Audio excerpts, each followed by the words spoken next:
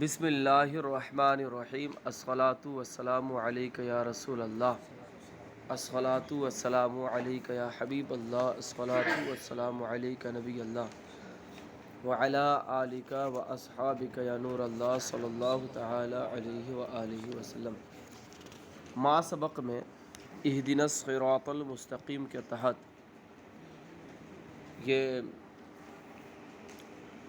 اس کا ماقبل سے ربط بتایا کہ اہدنا الصراط المستقیم سے کا ماقبل سے ربط کیا ہے، پھر ہدایت کا معنی بتایا، ہدایت کی قسمیں بتائیں، اور جو اس پر ایک سوال جو وارد ہو رہا تھا اس کا جواب بتایا گیا۔ آج کے سبق میں انشاءاللہ تبارک و تعالی لفظ صراط کی تحقیق کی جائے گی اور پھر صراط الذین انعمت علیہم کی بحث اور اس کی تفسیر پیش کی جائے گی۔ تو لفظ صراط کی تحقیق پیش کرتے ہیں کہ والصراط من سرط الطعام اذا ابتلعه فكأنه يسرط السابلة۔ صراط المستقیم میں صراط اصل میں سین سے ہے۔ کس سے ہے؟ اصل میں کیا ہے؟ سین سے ہے۔ تو اور یہ صراط جو ہے سرط الطعام سے ماخوذ ہے، اور سرط الطعام اس وقت بولتے ہیں جبکہ کوئی کھانا کو نگل لے، تو جب کھانا نگل لے تو اس کو بولتے ہیں سرط الطعامہ، سرط الطعامہ، اس نے کھانے کو نگل لیا۔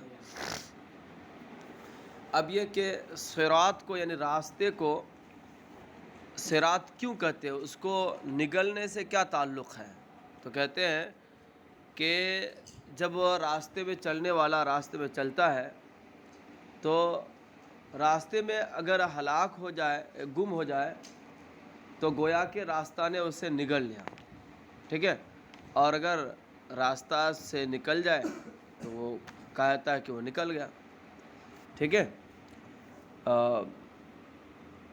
دیکھیں والصراط من سرط الطعام، تو صراط میں ایک قرات کیا ہے؟ اصل کے ساتھ، یعنی اصل جو صراط کے اصل جو سین کے ساتھ ہے، صاد کے ساتھ نہیں، سین کے ساتھ ہے، اصل کے ساتھ ایک قرات ہے والصراط من سرط الطعام، اور صراط سرط الطعام سے ماخوذ ہے۔ اذا ابتلعه، یہ اس وقت بولتے جبکہ کھانے کو کوئی یعنی انسان نگل لے، فَكَأَنَّهُ يَسْرَطُ السَّابِلَةَ، اور مناسبت بتائی کہ صراط کو نگلنے سے کیا تعلق ہے، تو گویا کہ راستہ چلنے والوں کو، راستہ راہ گیروں کو کیا کرتا ہے؟ نگل لیتا ہے، ٹھیک ہے۔ جو راستے میں گیا گم ہو گیا تو گویا کہ راستے نے اس کو کیا کر لیا؟ نگل گیا، اور راستے سے نکل گیا تو نکل گیا۔ وَلِذَالِكَ سُمِّيَ لَقَمًا، اسی بنیاد پر راستے یعنی صراط کو، راستے کو لقم بھی کہتے ہیں، اس لیے کہ راستہ اپنے راہ گیروں کو نگل لیتا ہے، ٹھیک ہے۔ وَلِذَالِكَ سُمِّيَ لَقَمًا، لقمًا، اس لیے اس کو لقم بھی کہا جاتا ہے۔ جیسے کہتا ہے فلان اکلتہ المفازۃ، یعنی کوئی شخص جو ہے بیابان میں گیا اور بیابان میں جا کر ہلاک ہو گیا، تو کہتا ہے فلان اکلتہ المفازۃ، بیابان نے اس کو کھا لیا۔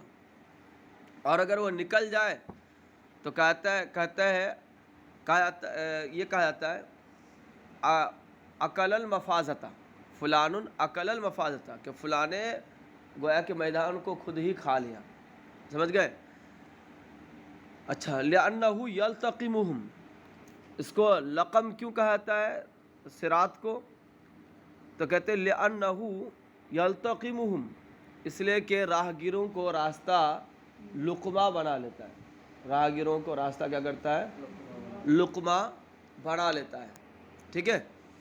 وَالصِّرَاطُ مِنْ قَلْبِ السِّینِ، اب کہ اس کی اصل چونکہ صراط کی اصل صراط سین سے ہے، تو صراط سے صراط کیسے بنا؟ تو من قلب السین صادن، سین کو صاد سے بدل کر، لیطابق الطاء فی الاطباق، تاکہ اطباق میں طاء کے موافق ہو جائے، حروف کے صفات میں سے یہ طا کے صفات میں سے ہے استعلا، انطباق یعنی یعنی کہ مستعلیہ ہونا، مطبقہ ہونا.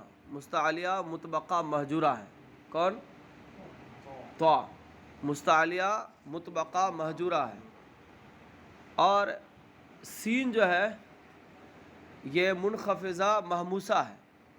تو سین کے صفات اور طا کے صفات یہ ایک دوسرے گویا بہت بعید ہے، بہت بعید ہے. بات میں آ رہی؟ تو اس بنیاد پر صاد کو سین سے سین کو صاد سے بدل دیا تاکہ یہ اطباق اور استعلا میں طا کے موافق ہو جائے. طا کے موافق ہو جائے کہ صاد بھی کیا ہے؟ مستعلیہ مطبقہ ہے اور طا بھی مستعلیہ مطبقہ ہے. ٹھیک ہے؟ تو سین کو صاد سے بدل دیا تاکہ کیا ہو جائے؟ اطباق اور استعلا یہ جو صفات ہے اس میں کیا ہو جائے؟ صاد طا کے موافق ہو. اگر سین اگر رہے تو کیا ہوگا کہ بہت دوری ہو جاتی ہے طا اور سین میں. تو اس لیے سین کو صاد سے بدل دیا تاکہ کیا ہو جائے؟ صفات میں قرب ہو، موافقت ہو. والصغیرات من قبل السین صادا، اور صغیرات سین کو صاد سے بدل کر ہے تاکہ مطابق ہو جائے، تاکہ یہ طا کے مطابق ہو جائے. تاکہ کیا ہو جائے؟ طا کے مطابق ہو جائے. فی الاطباق اطباق میں اور اسی طرح استعلا میں. وقد یشم الصاد صوت الزائی، اور کبھی صاد میں زا کی آواز کا اشمام کیا آتا ہے. ٹھیک ہے؟ لیکون اقربا الی المبدل منہ، تاکہ اقرب یہ کیا ہو جائے؟ مبدل منہ کے قریب ہو جائے. دیکھیے اشمام کی دو صورتیں ہوتی ہیں، ایک اشمام بالحرکت اور دوسرا اشمام جس میں آواز کا کیا کہتے ہیں کہ آواز کا بھی دخل ہوتا ہے. ایک اشمام تو یہ ہوتا ہے کہ صرف منہ کو یعنی ہونٹ کو جو نا اشارہ گول کر کے اشارہ کر دیا جاتا ہے.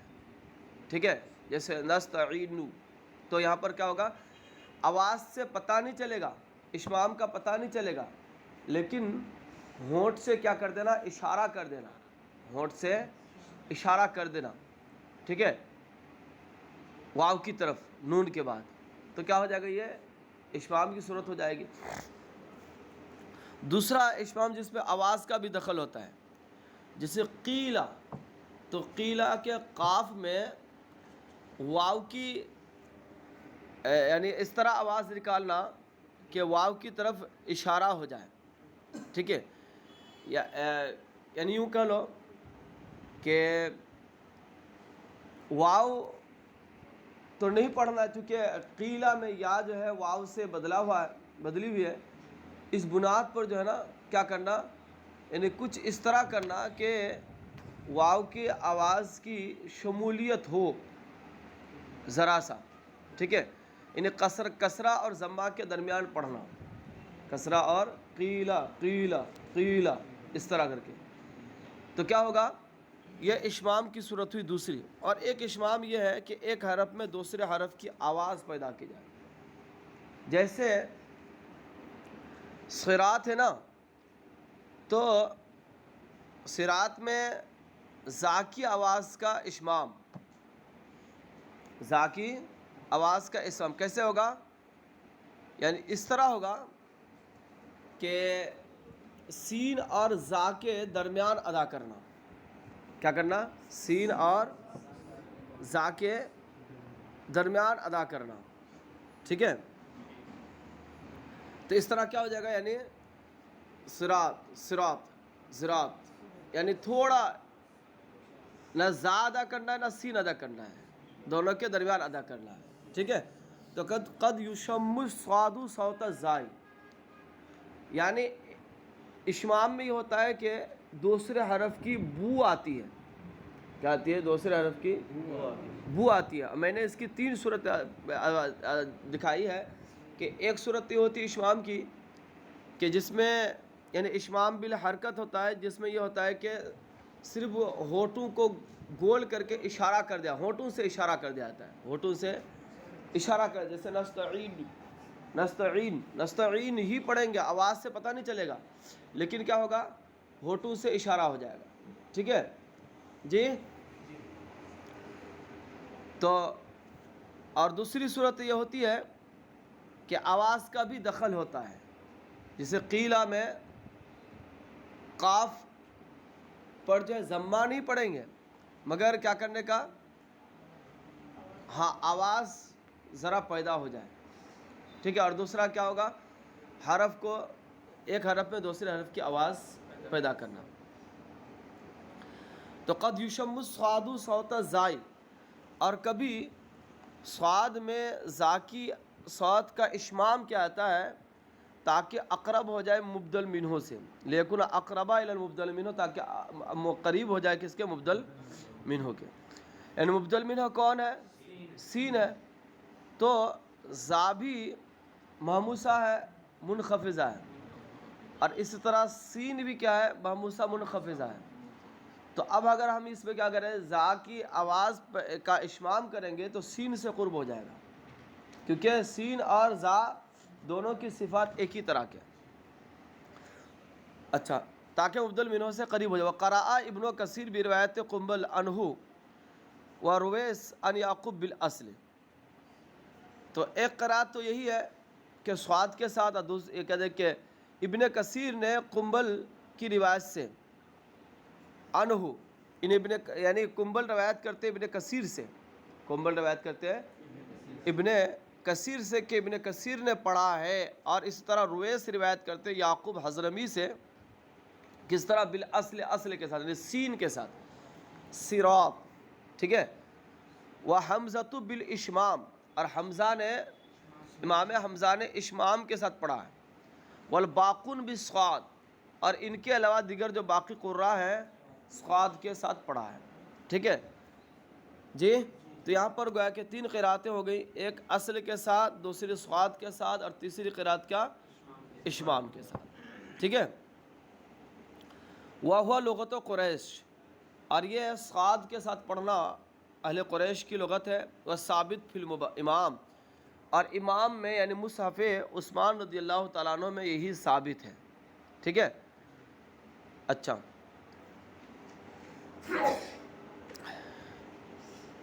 علامہ زجری نے کہا ہے کہ صاد کے ساتھ اس لیے لکھا گیا ہے کہ سین تو اصل ہونے کی وجہ سے سمجھا جائے گا، باسماری، اور زا کا اشمام، تو یہ جو ہے نا، یہ بھی چونکہ اصل سے قریب ہے اس وجہ سے سمجھا جائے گا.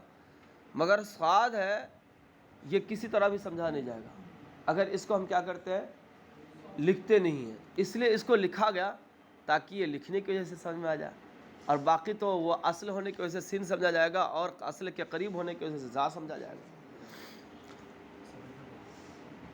وجمعہ سرت، اور صراط کی جمع کیا ہے؟ سرت کا کتب، جیسا کہ کتاب کی جمع کتب، ویسے صراط کی جمع سرت. وہو کالطریقی فی التذکیر والتانیث، اور یہ لفظ صراط جو ہے یہ لفظ طریق کی طرح ہے تذکیر و تانیث میں، یعنی دونوں طرح استعمال ہوتا ہے. اچھا، والمستقیم، مستقیم کا معنی کیا؟ المستوی، سیدھا. ٹھیک ہے. المستوی، سیدھا.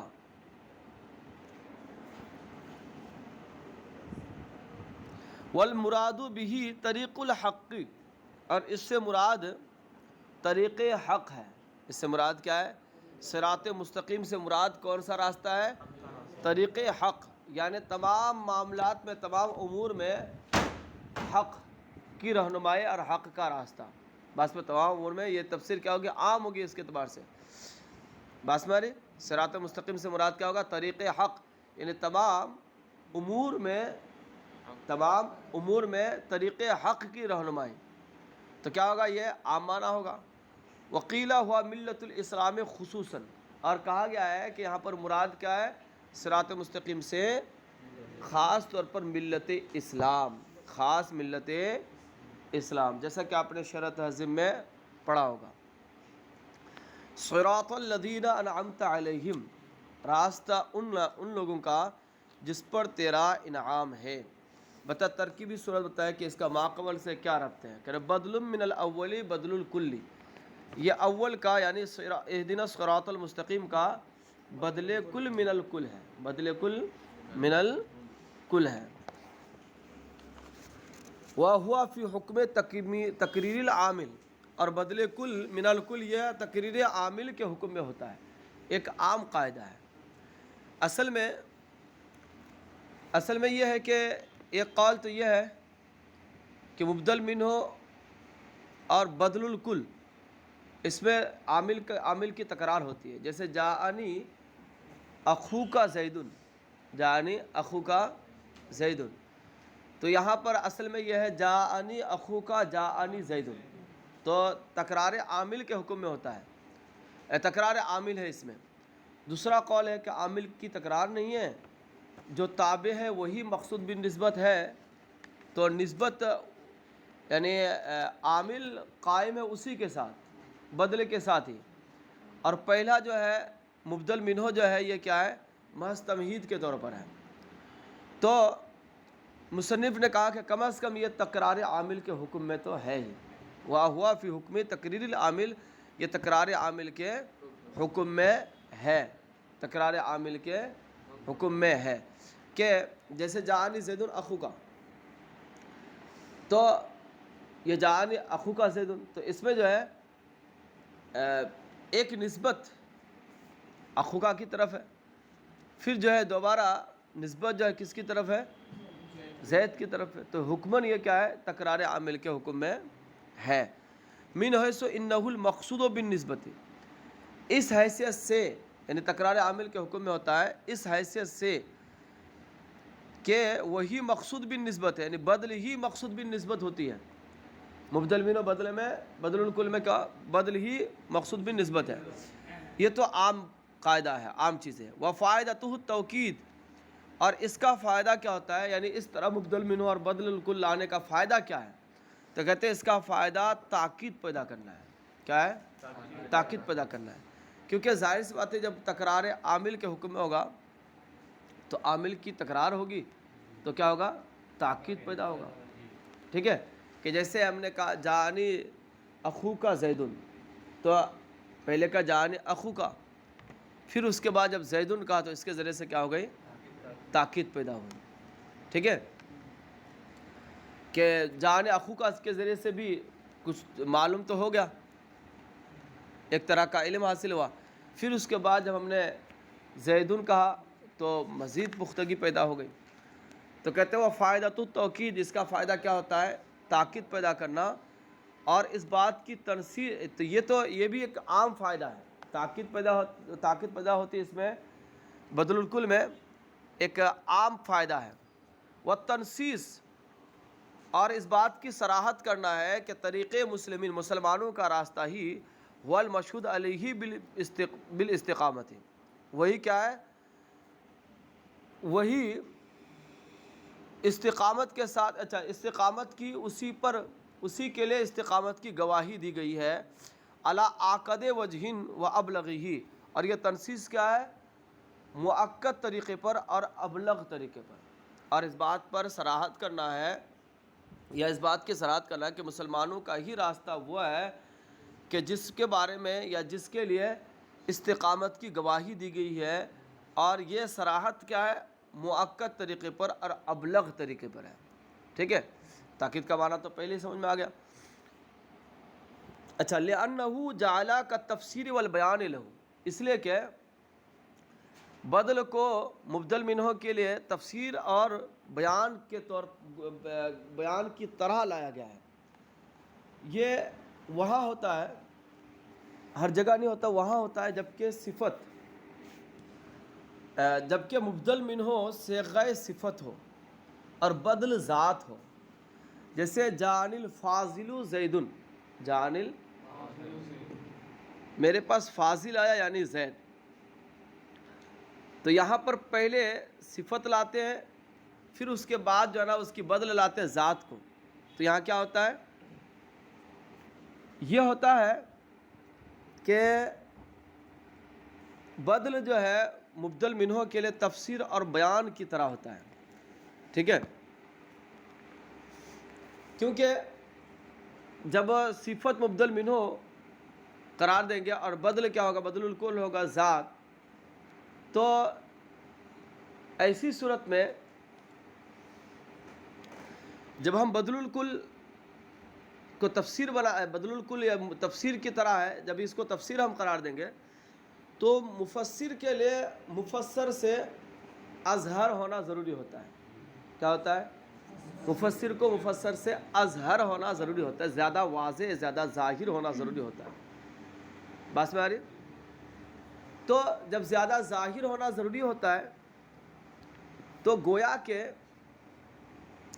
زید کا فاضل ہونے کی صفت سے متصف ہونا پہلے سے معلوم ہے.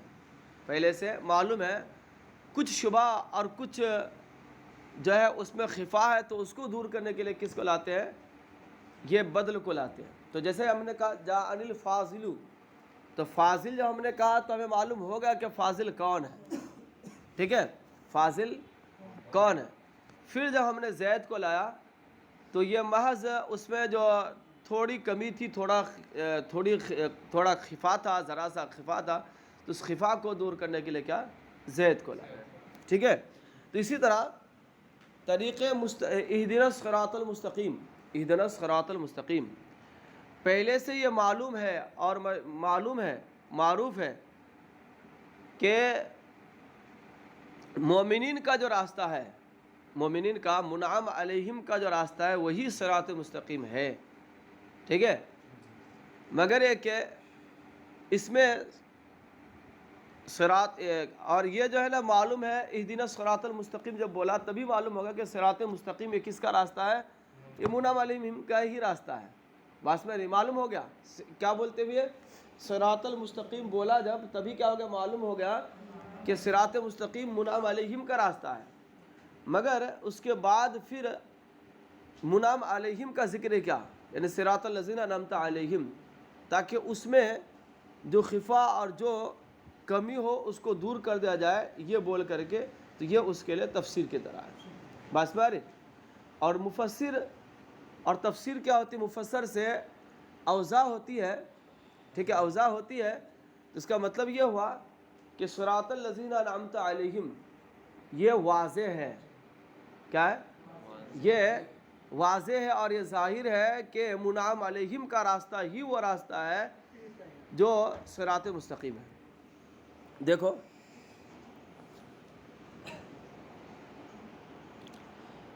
اچھا، یہاں پر تفسیر والبیان کا، کیونکہ تفسیر حقیقتاً تفسیر اور بیان تو عطف بیان میں ہوتی ہے. تفسیر حقیقتاً کس میں ہوتی ہے؟ عطف بیان میں تفسیر ہوتی ہے. بیان عطف بیان میں ہوتا ہے حقیقت میں، اس لیے اس کو کیا کہا. لیکن چونکہ جب صفت کو ہم کیا کرتے ہیں، مبدل منہ جب صفت کا صیغہ ہوتا ہے اور بدل جو ہے ذات ہوتی ہے، تو وہاں پر بھی تفسیر ہو جاتی ہے. اس بنیاد پر کیا کہا؟ اس کو کہا کالتفسیری والبیان لہو فکأنہ من البین الذی. تو گویا کہ ان واضح باتوں میں سے ہے جس میں کوئی خفا نہیں ہے کہ ان الطریق المستقیم، کہ مسلمانوں کا راستہ وہ ہوتا ہے جو مومنین کا راستہ ہے. مستقیم راستہ، صراط مستقیم وہ راستہ ہے جو مومنین کا راستہ ہے. بات میں آ رہی ہے؟ وقیل الذین انعمت علیہم، اب یہ کہ انعمت علیہم جن پر تو نے انعام کیا، اس سے مراد کون لوگ ہیں؟ تو ایک قول تو پہلے تفسیر سے معلوم ہو گیا کہ مومنین کا راستہ، تو مومنین جیسے انعمت علیہم مومنین مراد ہے. جی، انعمت علیہم سے جس کو مصنف نے اختیار کیا، جس کو اپنی پہلی تفسیر بیان کیا، یعنی تفسیر کے اندر وہ لفظ آ گیا کہ ما یکون طریق المومنین کے ذریعے سے معلوم ہوا کہ انعمت علیہم الذین انعمت علیہم سے مراد کون لوگ ہیں؟ مومنین ہیں. اور ایک قول یہ ہے کہ الذین انعمت علیہم الانبیاء، کون لوگ ہیں؟ انبیاء کرام ہیں. ٹھیک ہے، کیونکہ مطلق اپنے فرد کامل کی طرف پھرتا ہے، تو فرد کامل جو ہے انبیاء کرام علیہم السلام ہی ہے. وقیلا، اور کہا گیا ہے کہ النبی صلی اللہ علیہ وسلم، خاص نبی پاک صلی اللہ تعالیٰ علیہ وسلم مراد ہے اور آپ کے اصحاب. اور ایک قول ہے کہ اصحاب موسیٰ و عیسیٰ علیہ الصلاۃ والسلام، یعنی حضرت موسیٰ علیہ السلام اور عیسیٰ علیہ السلام، اصحاب موسیٰ و عیسیٰ علیہ السلام، یعنی حضرت موسیٰ اور عیسیٰ علیہ السلام کے اصحاب، وہ اصحاب جو تحریف و نسخ سے پہلے تھے، یعنی ان کی کتابوں کی تحریف اور ان کے کتابوں کے نسخ سے پہلے جو لوگ تھے. وَقُرِئَ صِرَاطَ مَنْ أَنْعَمْتَ عَلَيْهِمْ، اور اس کو پڑھا گیا ہے صِرَاطَ مَنْ أَنْعَمْتَ عَلَيْهِمْ بھی پڑھا گیا ہے. ٹھیک ہے.